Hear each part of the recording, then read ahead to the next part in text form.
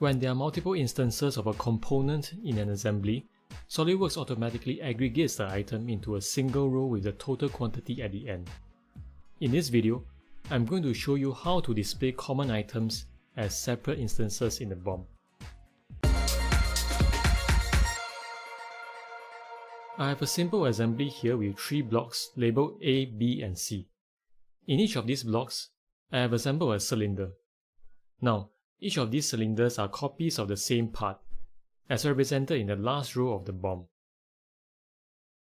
What I want to do is separate out these 3 instances so that I can add another column to the BOM to provide some additional information for each of them.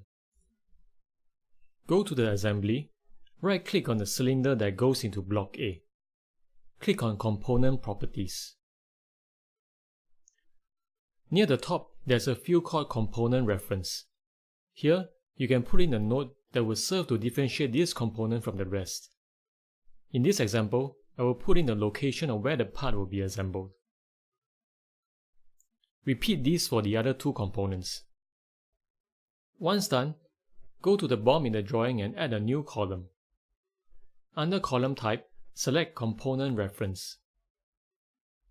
As soon as a property has been selected, you will notice that another 2 rows appear, and in each of these rows, the quantity has been stated as 1.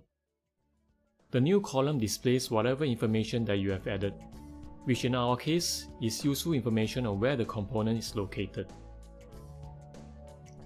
When you add balloons, each cylinder will have its own unique item number.